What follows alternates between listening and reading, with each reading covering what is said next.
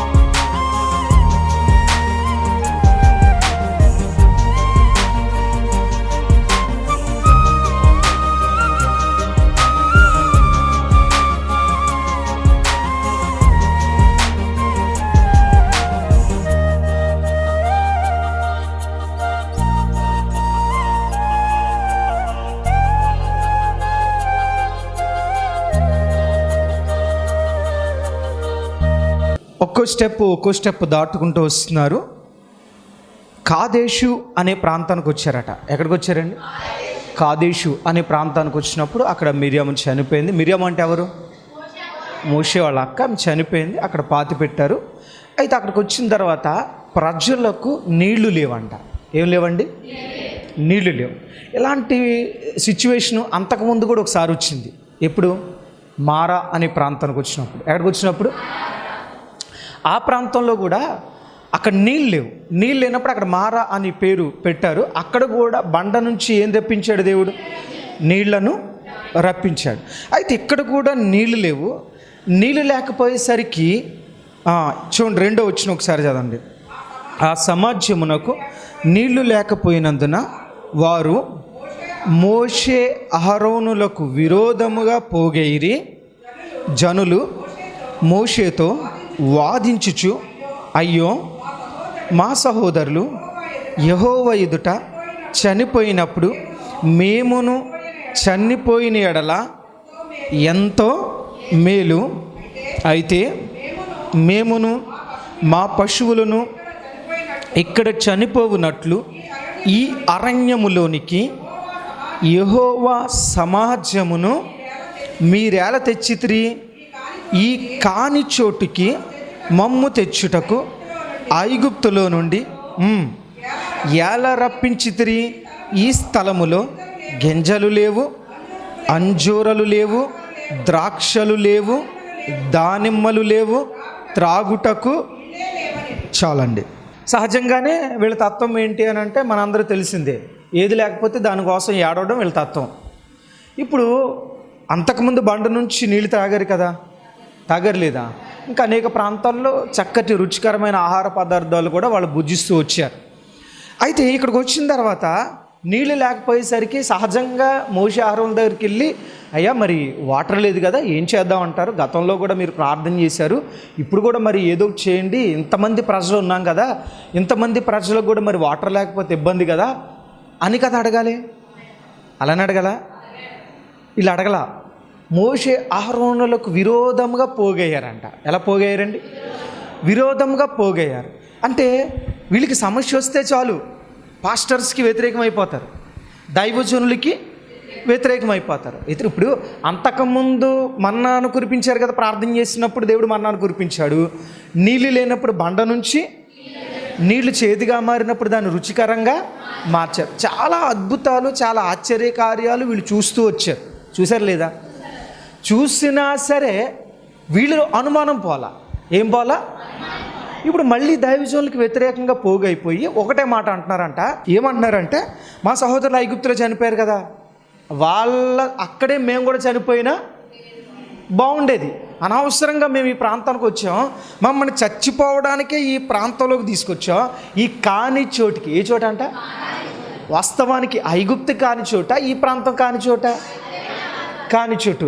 అక్కడ ఉన్నప్పుడు ఏం చేశారు? అసలు బయటికి వెళ్తే చాలరా బాబు, ఈ భయంకరమైన నరకం మేము భరించలేకపోతున్నాం, బ్రతుకుండగానే భయంకరమైన నరకాన్ని వీళ్ళు చూపిస్తున్నారు, సో మేము ఇక్కడ ఉండలేము అని చెప్పి వాళ్ళు అక్కడే ఏడ్చారు. ఏడిస్తే మోషేని పంపించాడు, తీసుకొచ్చాడు. కానీ చాలా విచిత్రమైన విషయం ఏంటంటే, అంతకుముందు అద్భుతాలు చూస్తూ వస్తున్నారు, చూసినా సరే మరలా వీళ్ళలో ఏం పోవట్లేదండి. మరలా దేవుడు సహాయం చేస్తారు. ఓకే, సమస్య అనేది వస్తూ ఉంటుంది.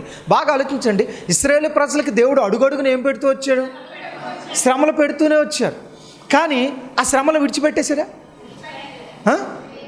గుర్తుపెట్టుకోండి, ఈ ఆత్మీయ యాత్రలో మన జీవితాల్లో కూడా అడుగడుగున శ్రమలు ఎదురవుతూనే ఉంటాయి. ఆలోచించండి, ఇప్పుడు అక్కడ సమృద్ధిగా భోజనం చేశారు, మన్నా తిన్నారు, మన్నా తర్వాత మళ్ళీ పూరేళ్ళు రప్పించారు, నాన్ వెజిటేరియన్ తిన్నారు. ఇవన్నీ చేసిన తర్వాత మళ్ళీ శ్రమ రాలేదా?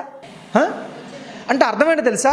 మన ఆత్మీయాత్రలో అడుగడుగున శ్రమలు ఎదురవుతూనే ఉంటాయి. ఈ శ్రమ వెళ్ళిపోయింది, చాలులే అమ్మయ్య అనుకోవడానికి లేదు, వెంటనే ఇంకో శ్రమ రెడీగా ఉంటుంది.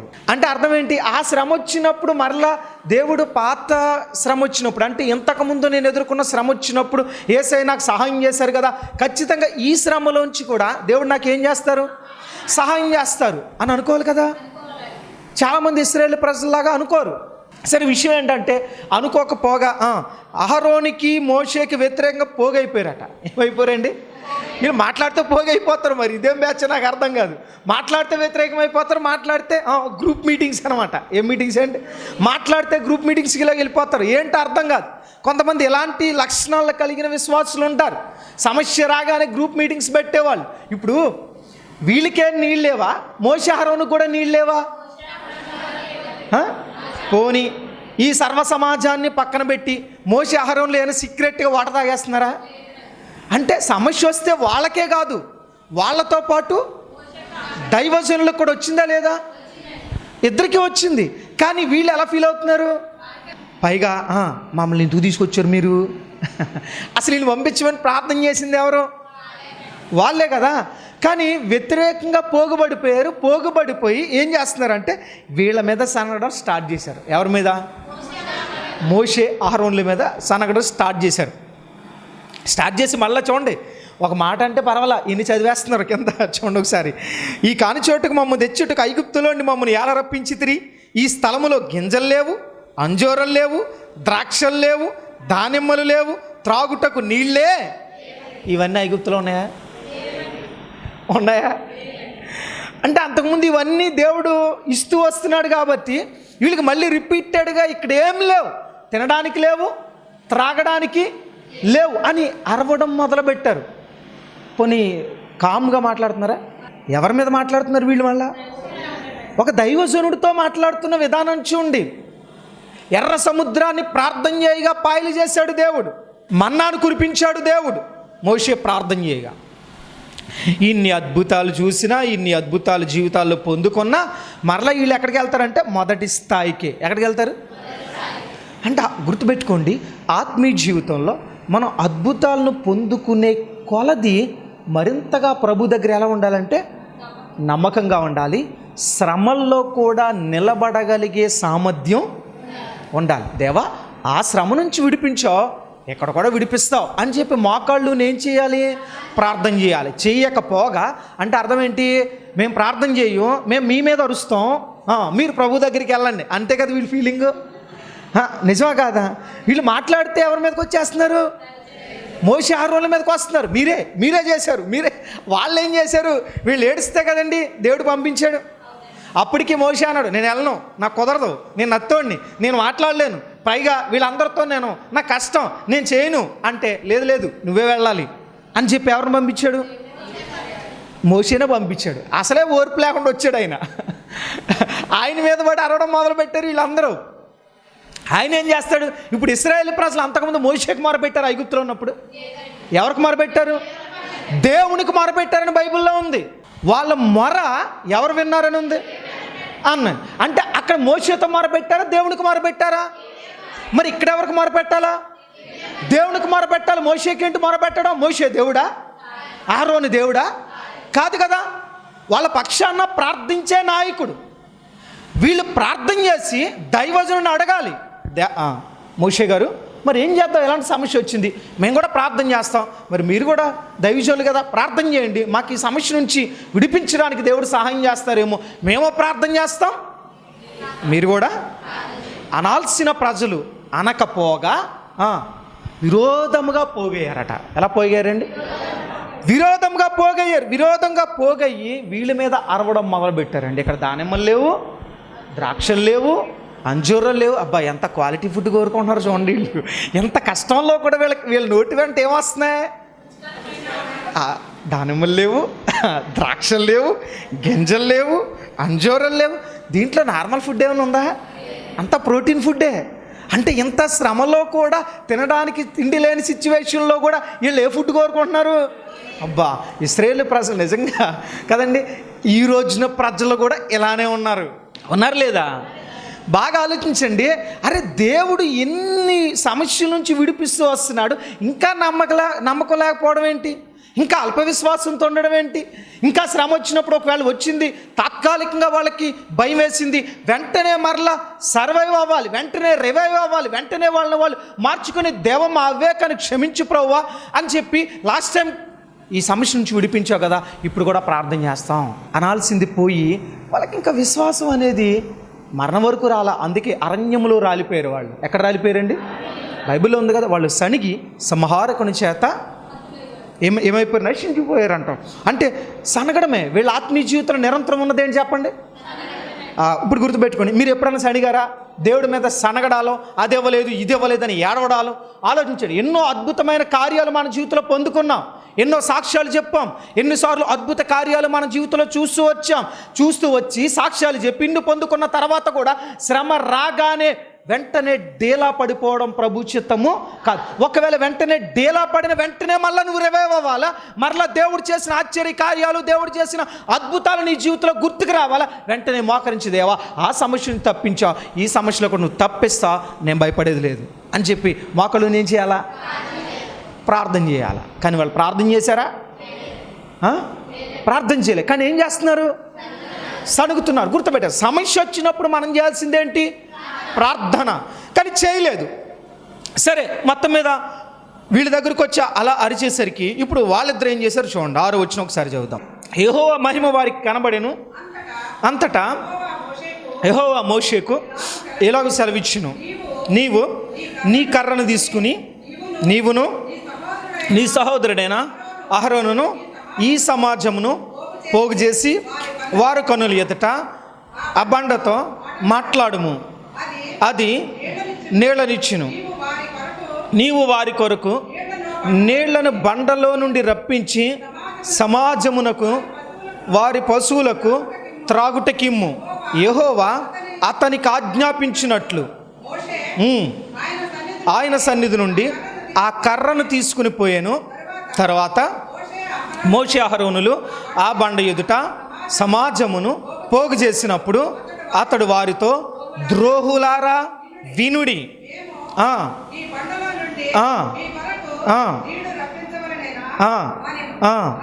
అప్పుడు మోషే తన చెయ్యి ఎత్తి 2 మారులు తన కర్రతో ఆ బండను కొట్టగా నీళ్లు సమృద్ధిగా ప్రవహించెను, సమాజమును పశువులను. చాలండి. ఇప్పుడు చూడండి, వాళ్ళు వెళ్ళి ఎవరి దగ్గర మొరపెట్టారు? సమాజం ఎదుట ప్రత్యక్షపు గుడారం యొక్క ద్వారములోనికి, అంటే దేవుని మందిరం దగ్గరికి వచ్చారు. ఎక్కడికి వచ్చారు? దేవుని మందిరం దగ్గరికి వచ్చి దేవుని అడుగుతున్నారు, దేవా ఏంటి సమస్య అంటే వెంటనే దేవుని మహిమ వారికి కనబడి ఒకటే మాట చెప్పాడు, మోషే మీరిద్దరూ పని చేయండి, బండ దగ్గరికి వెళ్ళండి, ఆ బండతో మీరు మాట్లాడండి. ఏం చేయండి? అప్పుడు ఆ బండలోంచి మీకు ఏమొస్తాయి? ఇది ఎక్కడ చేయాలి? సర్వ సమాజము ఎదుట. ఎవరి ఎదుట అంటే వాళ్ళకి తెలియాలి. నాకు అర్థం కాని విషయం ఏంటంటే, దేవుడు అనుకోవడమే కానీ అంతకుముందు చూడలేదా? చూసినా మూర్ఖులు మారలే. సరే, మొత్తం మీద సర్వ సమాజం పోగు చేయండి, పోగు చేసిన తర్వాత బండతో మాట్లాడండి అని అంటే మోషే అహరోను ఏం చేశారంటే బండతో మాట్లాడలేదు, మాట్లాడకుండా బండని 2 మార్లు కొట్టారంట. ఏం చేశారండి? కొట్టారు. కొట్టిన తర్వాత ద్రోహులారా మీరు ఇలా చేశారు అని చెప్పి కోపం వచ్చి కొంచెం ఆవేశపడ్డాడు. ఆవేశపడిన తర్వాత మొత్తం మీద నీళ్ళు అయితే వచ్చాయి. ఏమొచ్చాయి? నీళ్ళు వచ్చాయి. నీళ్ళు వచ్చిన తర్వాత పశువులు తాగారు, వాళ్ళు తాగారు, సమృద్ధిగా. అక్కడితో మామూలుగా అయితే ఫినిష్ అయిపోయింది. ఎందుకంటే వాళ్ళు ఏడ్చారు, మోషే ప్రార్థన చేశాడు, దేవుడు వాటర్ రప్పించిన తర్వాత వాళ్ళు సమృద్ధిగా తాగారు. అక్కడితో అయిపోవాలి. కానీ అవలా ఏం జరిగింది? కింద చదువుదాం ఒకసారి రండి. అప్పుడు యెహోవా మోషే అహరోనులతో, మీరు ఇశ్రాయేలీల కన్నుల ఎదుట నా పరిశుద్ధతను సన్మానించినట్లు నన్ను నమ్ముకొనకపోతిరి గనుక ఈ సమాజమును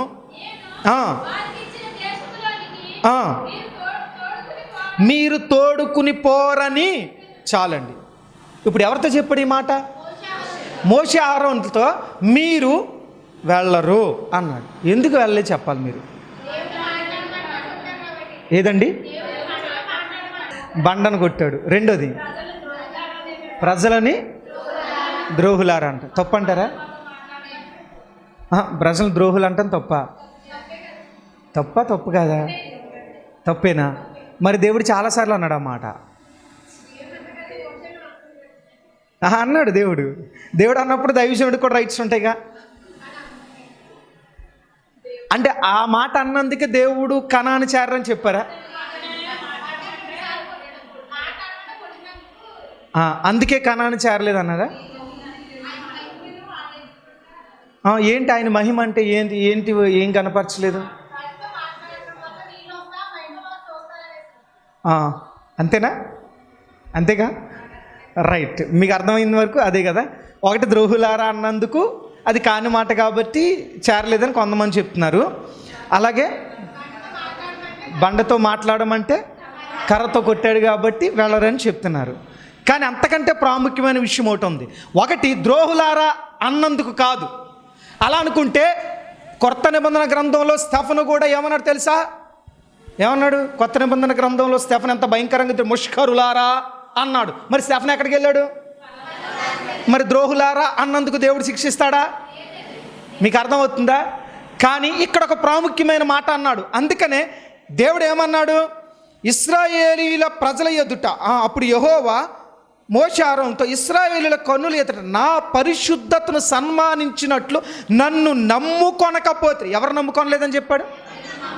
అయితే ఇక్కడ ఏం జరిగింది? ఎందుకు దేవుని కోపం వచ్చింది అని అంటే ఒకసారి చదువుదాం. 10వ వచనం నేను చదువుతాను, వినండి. ద్రోహులారా వినుడి, మేము ఈ బండలో నుండి మీ కొరకు నీళ్లు రప్పింపవలెనా అనేను. ఏమన్నాడంట? ఇప్పుడు పాయింట్ నోట్ చేసుకోండి. ఇక్కడ మేము అన్నాడు. ఎవరు? ఈ బండలో నుండి మీ కొరకు మేము నీళ్లు రప్పింపవలెనా అన్నాడు. ఈ మాటకి ఎవరి కోపం వచ్చింది? వాస్తవానికి పైన ఆయన ఏమన్నాడు? నీవు నీ కర్రను తీసుకుని నీవు నీ సహోదరుని అహరోను నీ సమాజమును పోగు చేసి వారు కొన్ని లేదట ఆ బండలో మాట్లాడము, అది నీళ్ళిచ్చును. ఎవరిస్తారన్నారు? అంటే ఆ బండలోంచి నీళ్ళు ఇచ్చేది ఎవరు? వాస్తవానికి ద్రోహులారా ఈ బండ నుంచి దేవుడు మీకు నీళ్లు రప్పించవలెనా అని అడగాల్సింది ఎవరు? మోషే. కానీ అలా అడగల. మేము మీ కొరకు అన్నాడు. అంటే మోషే రప్పించాలా? అంటే ఇన్ని అద్భుత కార్యాలు చేసింది మోషేనా? అంతకుముందు బండను కొట్టినప్పుడు నీళ్ళు వచ్చింది మోషే వలన? మోషే ఒక పాత్ర మాత్రమే. కానీ అక్కడ ఆ మాట అనాల్సి ఉండాల్సింది కాదు. ఎందుకో తెలుసా? అద్భుతాలు చేసేది, ఆశ్చర్యాలు చేసేది, సమృద్ధి అయిన ఆశీర్వాదం ఇచ్చేది దైవజనుడు కాదు. ఎవరు మరి? అందుకే ఆయన అన్నాడు ఆయనకి రావాల్సిన మహిమను మోషే దొంగిలించాడు. ఇక్కడ అది ఎవరికి ఇష్టం? అలా దేవునికి ఇష్టం కాల. ఎందుకని? నిన్ను నిలబెట్టింది నేను, మాట్లాడించేది నేను, నీతో అద్భుతాలు చేయించేది. ఇప్పుడు మోషే అలా అనుకున్నప్పుడు ప్రత్యక్షపు గుడారం దగ్గరికి వెళ్ళి ప్రార్థించేవాడా? డైరెక్ట్గా బండ దగ్గరికి వెళ్ళి మేము నీళ్ళు రప్పించవాలని అని అడిగి ఉండాల్సిందిగా. కానీ అడగల. అంటే ముందు ఎవరి దగ్గరికి వెళ్ళాడు? దేవుని దగ్గరికి వెళ్ళాడు. అంటే నీళ్ళు ఇచ్చేది ఎవరు? మరి ఇక్కడ మాట్లాడాల్సింది కూడా ఏం మాట్లాడాలా? సో ద్రోహులారా అన్నందుకు కాదు. అంతకన్నా కఠినమైన పదాలను ప్రజలను దేవుడు ఉపయోగించాడు, దైవజనులు కూడా ఉపయోగించారు. సో చాలామంది తెలియక సంఘాన్ని ద్రోహులారా అన్నారు కాబట్టి చాలామంది ఆ మిడిమిడి జ్ఞానంతో ఈ మాట పలుకుతుంటారు. కానీ అది రాంగ్. 2 కారణాలు. ఒకటి, బండను కొట్టడం తప్పు. బండను కొట్టడం ఎందుకని? దేవుడు చెప్పింది చేయాలి ఫస్ట్. దేవుడు ఏమన్నాడు? నువ్వు బండతో మాట్లాడు అన్నాడు. దేంతో? అంతకుముందు కొట్టమన్నది దేవుడే, ఇప్పుడు మాట్లాడమన్నది. అంటే అర్థం ఏంటి? దేవుడు చెప్తే కొట్టవచ్చు లేదా మాట్లాడవచ్చు. కొట్టమంటే కొట్టాలా, మాట్లాడమంటే? మధ్యలో నీ సొంత పెత్తనం ఏంటి? ఎంత గొప్ప దైవజనుడైనా సొంత పెత్తనం చేయడానికి వీల్లేదు. నిలబడుతున్న దైవజనుడు శ్యామైనా, వాక్యం వింటున్న దైవజనులైనా, అద్భుతాలు చేసే దైవజనులైనా దేవుడు చెప్పింది చేయాలి తప్ప సొంత పెత్తనాలు, సొంత ప్రయత్నాలు చేయడానికి వీలు లేదు. దేవుని దగ్గర కనిపెట్టడం, దేవుడు చెప్పింది అంతవరకే. అంతకుముందు రెఫ్దీములో మాట్లాడమన్నది దేవుడే, కాదేశు దగ్గర మాట్లాడమన్నది అంటే కొట్టమండం దేవుని ఇష్టం, మాట్లాడమండం ఆయన చెప్పింది చెయ్యడమే మన బాధ్యత. మీకు అర్థమవుతుందా? అంటే ఒకసారి కొట్టమన్నాడండి, ఒకసారి అవును ఆయన ఇష్టం, ఆయన ఏదైనా అంతే కదండి. ఒక్కొక్కసారి గద్దించమంటాడు, ఒక్కొక్కసారి ప్రేమతో మాట్లాడమంటాడు. అదేంటండి ఒకసారి గద్దించారు, ఇప్పుడు ఏంటండి ఇంత మెత్తగా మాట్లాడుతున్నారంటే, అప్పుడు కొట్టమన్నాడు, అప్పుడు గద్దించమన్నాడు, ఇప్పుడు మాట్లాడమన్నాడు. మాట్లాడమనేది దేవుడే. మీకు అర్థమైందా? కోప్పడేది దేవుడే, లాలించేది అది ఆయన ఇష్టం. ఆయన ప్రశ్నించడానికి మన ఎవరు అంటే, ఎప్పుడు ఏ సమయంలో ఏం చేయాలో ఆయనకు బాగా ఖచ్చితంగా తెలుసు. ఇప్పుడు మోషే వెళ్ళాడు, ప్రార్థన చేశాడు. ప్రార్థన చేస్తే అక్కడికి వెళ్ళిన తర్వాత నువ్వు మాట్లాడు, బండ ఏమిస్తుంది అన్నాడండి. అంటే ఆ బండతో ఎవరు మాట్లాడినట్టు కదా. కానీ ఈయన ఏమంటున్నాడు అక్కడికి వెళ్ళి, ద్రోహులారా వినండి. ఇప్పుడు ఆవేశం వచ్చింది. కానీ విచిత్రం చూడండి, అంతకుముందు ఇదే మోషే గురించి దేవుడు సాక్ష్యం ఇచ్చాడు కదండి. ఇంతకు ముందు అధ్యాయంలో సంఖ్యాకాండంలో ఏముంటుంది, మోషే భూమి మీద మిక్కిలి సాత్వికుడు. అంటే మోషే ఇంత సాత్వికంగా ఉన్న మోషే కూడా ఆ సమయంలో కొంచెం కంట్రోల్ తప్పాడు. ఏం తప్పాడండి? చూడండి, ఎంత గొప్ప దావీదుడైనా కంట్రోల్ తప్పితే దేవుడు సాధించడం. అంతకుముందు ఎన్నో అద్భుత కార్యాలను చేయండి. అసలు ఆలోచించండి, మోషే చేసిన అన్ని అద్భుతాలు బైబిల్ చరిత్రలో ఎవరైనా చేశారా? అసలు మోషే ఒక్క సమాధిని దేవుడు మరుగు చేశాడు, ఇంకెవరి సమాధిని మరుగు చేయాల. ఎందుకో తెలుసా? మోషే చేసిన అద్భుతాలు, ఆశ్చర్యాలు, సూచిక్రియలు భూప్రపంచంలో ఏ దైవజనుడి ద్వారా దేవుడు జరిగించలే. ఇప్పుడు అక్కడికి వెళ్ళేటప్పుడు కర్రను పట్టుకోమన్నాడు. వాస్తవానికి మోషే ఇదేంటి అని అడిగితే కర్రయ్యా అన్నాడు. అంటే అది కింద పడే అన్నాడు. పాము అయింది, ఆశ్చర్యపోయాడు. అంటే మరలా పట్టుకోమన్నాడు, మరలా ఆ తోక పట్టుకున్నాడు, మరలా అదేమైంది? ఇప్పుడు మోషే చేశాడా దేవుడు చేశాడా? పట్టుకోమన్నది ఎవరు? వదలమన్నది ఎవరు? ఎర్ర సముద్రాన్ని కొట్టమన్నది ఎవరు? బండను కొట్టమన్నది ఎవరు? మీకు అర్థమవుతుందా? అంటే ఈ ఇన్ని సందర్భాల్లోనూ మోషేని ఒక పాత్రగా ఉపయోగించుకున్నాడా? మోషే చేశాడా? మోషేను ఒక పాత్రగా గుర్తుపెట్టుకోండి. ప్రపంచ చరిత్రలో ఏ దైవజనుడినైనా సరే హెచ్చించాలన్నా దేవుడే, తగ్గించాలన్నా, అద్భుతాలు చేయించాలన్నా దేవుడే, నార్మల్గా ఏమీ లేకుండా నార్మల్గా కూర్చోబెట్టేయాలన్నా అంటే అన్నీ ఎవరి చేతిలో ఉంటాయి? దేవుని చేతిలోనే ఉంటాయి. కానీ మోషే ఏమన్నాడు తెలుసా? ఈ బండ నుండి, ద్రోహులారా వినండి, ఈ బండ నుండి మీ కొరకు మేము నీళ్లు రప్పించవలన. కోపం వచ్చింది దేవునికి. నువ్వు రప్పించడం ఏంటి? నీళ్ళు రప్పించాల్సింది నేను కదా, రప్పిస్తానన్నది నేను కదా, రప్పించింది కూడా. విచిత్రం చూడండి, వాళ్ళ అవసరం తీరింది అక్కడ, కానీ కోపం ఎవరి మీద వచ్చింది? దేవునికి. ఎందుకని? వాళ్ళు ఎలాగ పనికిమాలోళ్ళు, వాళ్ళు ఎలాగ చేరరు ఇంకా. కానీ నువ్వెంత కంట్రోల్ తప్ప మోషే ఏమన్నాడు అక్కడ? చూడండి ఎంత చక్కని మాట మాట్లాడు ఆయన. 12 వచనం.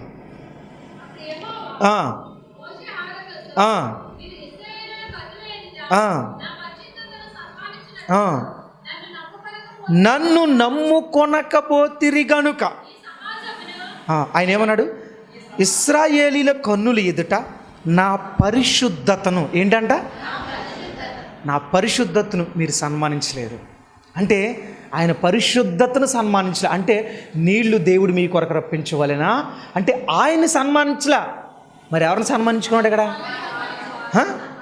మేము ఇవ్వాలా నీళ్ళు, మేము ఇవ్వాలా అన్నాడు. ఆ మాట మనకి చాలా నార్మల్గా అనిపిస్తుంది, కానీ చాలా పెద్ద మాట. అపోస్తుల కార్యంలో ఇలాంటి సంఘటన ఒకటి జరుగుతుంది, ఒకసారి చదువుతారండి. అపోస్తుల కార్యంలో 12వ అధ్యాయం 21వ వచనం ఒకసారి చదవండి. నియమింపబడిన దినమందు హేరోదు రాజవస్త్రములు ధరించుకుని న్యాయపీఠం మీద కూర్చుండి వారి ఎదుట ఉపన్యాసము చేయగా జనులు ఇది దైవ స్వరమే కానీ మానవ స్వరము కాదని కేకలు వేసిరి.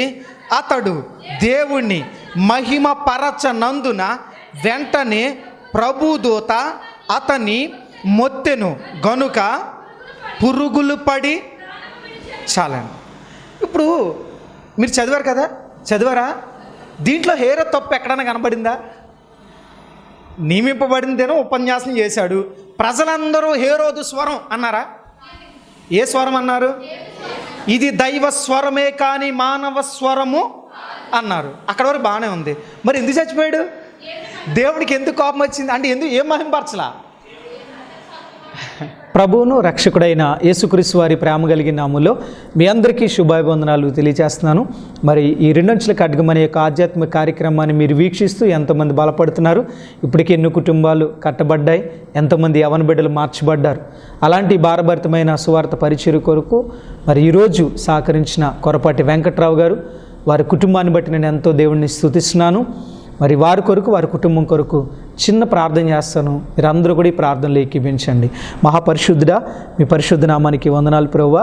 మరి కొరపాటి వెంకట్రావు గారు, తిరుగుడుమెట్ట ప్రభు, తాళ్ళపూడి మండలం ఆ ప్రాంతం నుంచి ఈ సువార్త అనేక మంది హృదయాలను బలపరచాలి, అనేక మందిని మార్చాలనే ఉద్దేశంతో మరి వారి గుప్పులు విప్పి ఈ పరిచర్య కొరకు సహకరించారు. దేవా, ఎంతైతే ఈ పరిచర్య కొరకు గుప్పులు విప్పారో అంతకంతకు రెట్టింపు ఆశీర్వాదంతో ఆ కుటుంబాన్ని నింపండి ప్రభు. వారి కుటుంబంలో బిడ్డలు సమస్తాన్ని మీరు దీవించి ఆశీర్వదించి బలపరచమని యేసుక్రీస్తు నామములో ప్రార్థిస్తూ వెంకట్రావు గారు వారి కుటుంబాన్ని మీ చేతులకు అప్పగిస్తున్నాం మా పరమ తండ్రి, ఆమేన్. ఇంకా మీలో ఎవరైనా అన్న ఈ పరిచర్య ద్వారా మేము ఎంత ఆత్మీయంగా బలపడుతున్నాం, మాలాంటి అనేక మంది బిడ్డలు బలపడతారు కనుక ఈ భారభరితమైన సువార్త పరిచర్యకు మేము సహకరిస్తాం అనుకుంటే కింద ఉన్న నెంబర్లకు మీరు కాల్ చేసి తెలియపరచాలని ప్రభు పేట తెలియజేస్తున్నాను. మరొకసారి ఈరోజు ఈ యొక్క ఆధ్యాత్మిక కార్యక్రమానికి సహకరించిన కొరపాటి వెంకట్రావు గారు, వారి కుటుంబానికి ఒక సేవకుడిగా ఈ బేతెల్ మినిస్ట్రీస్ తరపున ప్రత్యేకమైన వందనాలు తెలియజేస్తున్నాను. God bless you, God bless you all. ఈ యొక్క ఆధ్యాత్మిక కార్యక్రమంలో ఈ వాక్యం ద్వారా మీరు బలపడినట్లయితే ఈ కార్యక్రమాన్ని ప్రోత్సహించండి, బలపరచండి. అలాగే మీ సమస్యలు ఏమైనా తెలియచేయాలి అని ఆశపడితే ఈ స్క్రీన్పై స్క్రోల్ అవుతున్న నెంబర్లకు మీరు కాల్ చేయండి. అలాగే మీ ప్రార్థన అవసరాల కొరకు ప్రేయర్ చేయడానికి సేవకుడిగా నేను ఇప్పుడు సిద్ధంగా ఉన్నాను. అలాగే నా వర్తమానాలు మీ ప్రాంతాల్లో వినబడాలి అని ఆశపడితే ఎవరైనా సరే దైవ సేవకులు కానీ మరి ఎవరైనా ఈ స్క్రీన్పై కనబడుతున్న నెంబర్లకు మీరు కాల్ చేయొచ్చు అని ప్రభు పేరిట తెలియజేస్తున్నాను. అలాగే నా వర్తమానాలు మీరు ఇంకా వీక్షించాలి అని ఆశపడితే బ్రో ఎం శ్యామ్ అనే యూట్యూబ్ ఛానల్ ద్వారా కూడా నా వర్తమానాలు అనేకమైన యూట్యూబ్లో ఉన్నాయి కనుక వాటిని కూడా మీరు వీక్షించి ప్రభు యొక్క దీవెనలు పొందుకోవాలని, ఆధ్యాత్మికంగా బలపడాలని ప్రభు పక్షాన తెలియచేస్తున్నాను. ఈ దీన సేవకుడి కొరకు, ఈ దీన పరిచర్య కొరకు మీ యొక్క అనుదిన ప్రార్థనలో జ్ఞాపకం చేసుకోవాలని ప్రభు పేరిట మీ అందరినీ కూడా తెలియచేస్తున్నాం. God bless you, God bless you all. దేవుడు మిమ్మల్ని దీవించునుగాక. ఆమేన్. మా అడ్రస్ బేతేలు ప్రార్థనా మందిరం, ఇందిరా కాలనీ, జీడిపిక్కల ఫ్యాక్టరీ ఎదురుగా, దొండపూడి రోడ్, గోపాలపురం.